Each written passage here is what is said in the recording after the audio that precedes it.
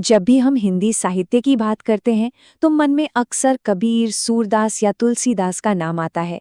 लेकिन क्या कभी सोचा है कि इसकी जड़ें, इसकी शुरुआत इससे भी सदियों पुरानी हो सकती है? आज हम इतिहास के उन्हीं पन्नों को पलटने वाले हैं जहां हिंदी का बीज एक ऐसे साहित्य में पनप रहा था जिसे हम अक्सर नजरअंदाज कर देते हैं। तो चलिए इस खोज की शुरुआत एक बहुत ही सीधे से सवाल से करते हैं। हिंदी साहित्य की पहली रचना कौन सी है? हो सकता है मन में कुछ नाम आ भी रहे हों, लेकिन यकीन मानिए जो असल जवाब है वो शायद चौंकाने वाला है। जवाब है आचार्य देवसेन की श्रावकाचार, जो 933 ईस्वी में लिखी गई थी। जी हाँ, 933 मतलब सोचिए, आज से लगभग 1100 साल पहले। सिर्फ ये एक तथ्य ही हिंदी साहित्य की पूरी कहानी को कहीं ज्यादा गहरा और दिलचस्प बना देता है ना। तो आखिर इस पहली रचना में था क्या? देखिए, इसमें 250 दोहे थे, जिनके जरिए जैन गृहस्थों यानी जो श्रावक होते हैं उनके लिए आचरण के नियम बताए गए थे।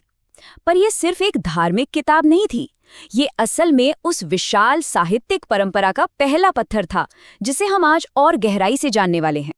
तो चलिए देखते हैं आज के हमारे इस सफर में हम क्या-क्या जानने वाले हैं। हम देखेंगे कि इस पहली रचना का दावा कितना मजबूत है। फिर हम जैन साहित्य की पूरी दुनिया को समझेंगे, रास और फागु जैसी अनोखी काव्य शैलियों के बारे में जानेंगे, और आखिर में उन महान लेखकों और उनकी रचनाओं को याद करेंगे जिन्होंने ये अद्भुत विरासत तैयार की। तो सबसे पहले तो ये समझना जरूरी है कि जब हम जैन साहित्य कहते हैं तो इसका मतलब क्या है, ये किस समय का और आखिर कैसा साहित्य था। तो देखिए, जैन साहित्य उस दौर का लेखन है जब जैन विद्वान अपने दर्शन और विचारों को आम लोगों तक पहुंचाने की कोशिश कर रहे थे। ये ज्यादातर 11वीं से 14वीं सदी के बीच अपभ्रंश भाषा में रचा गया। अपभ्रंश, एक तरह से हम इसे आज की हिंदी की माँ कह सकते हैं। अच्छा, इस साहित्य की अपनी कुछ खास बातें थीं। एक तरफ तो इसका मकसद धर्म और उपदेश देना था, लेकिन साथ ही साथ अनजाने में ही ये उस समय के समाज का एक आईना भी बन गया। हमें उस दौर के रीति रिवाज और जीवन की झलक मिलती है। इसमें कहानियों को बहुत विस्तार से, बड़े वर्णनात्मक ढंग से कहा जाता था, जो जैन दर्शन की गहरी सोच को दिखाती हैं। अब बात करते हैं जैन साहित्य के सबसे प्रसिद्ध और सबसे प्रभावशाली काव्य रूप की, रास काव्य। कह सकते हैं कि ये इस पूरी परंपरा का केंद्र बिंदु था। तो ये रास काव्य आखिर था क्या? सोचिए, ये एक ऐसा फॉर्मेट था जिसमें मनोरंजन के साथ साथ धर्म का उपदेश भी दिया जाता था।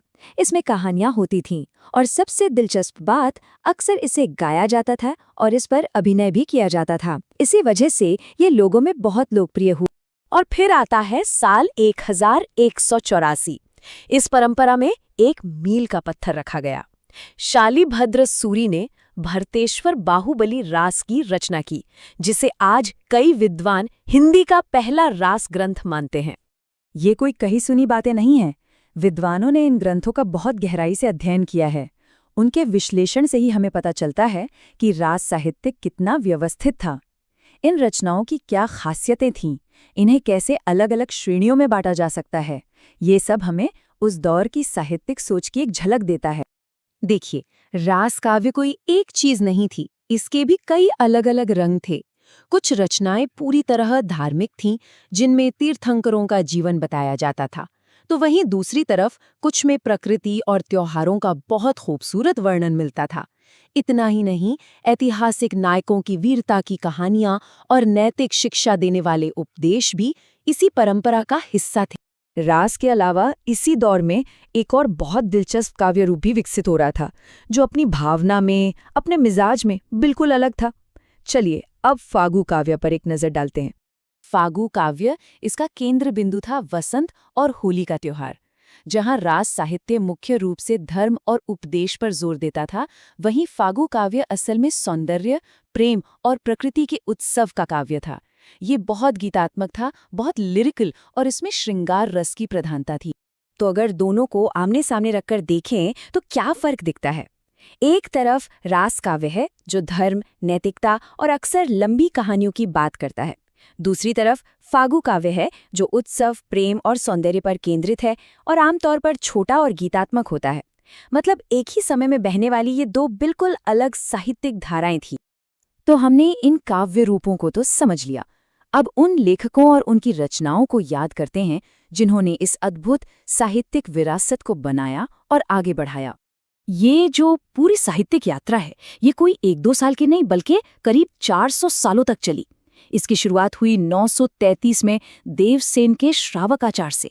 फिर 1184 में शालिभद्र सूरि ने रास परंपरा को एक नई दिशा दी। 1200 के आसपास आसिगु ने चंदनबाला रास जैसी प्रसिद्ध रचना लिखी और फिर 1304 में मेरुतुंग ने महत्वपूर्ण ऐतिहासिक ग्रंथों का संकलन किया। ये एक जीती जागती और लगातार विकसित होती परंपरा थी। और कहानी यहीं खत्म नहीं होती। जिनधर्म सूरि का स्थूलीभद्र रास, विजयसेन सूरि का रेवंतगिरी रास और सुमति गणी का नेमिनाथ रास जैसी और भी न जाने कितनी ही महत्वपूर्ण रचनाएं हैं। ये सब दिखाती हैं कि ये परंपरा कितनी समृद्ध और विविध थी। तो इस सब का मतलब क्या है? निचोड़ क्या है? निचोड़ ये है कि जैन साहित्य, जिसे अक्सर इतिहास के हाशिए पर धकेल दिया जाता है, वो असल में हिंदी साहित्य की नींव का एक बहुत मजबूत पत्थर है। इसकी भाषा ने, इसकी कहानियों और इसकी शैलियों ने आने वाली सदियों के साहित्य के लिए एक जमीन तैयार की। ये पूरी पड़ताल हमें एक बड़े सवाल पर लाकर छोड़ देती है। अगर हिंदी साहित्य की जड़ें इतनी गहरी और इतनी अप्रत्याशित हो सकती हैं, तो सोचिए इतिहास के पन्नों में और कौन-कौन सी साहित्यिक परंपराएं छिपी होंगी जो बस हमारे द्वारा खोजे जाने का इंतजार कर रही हैं।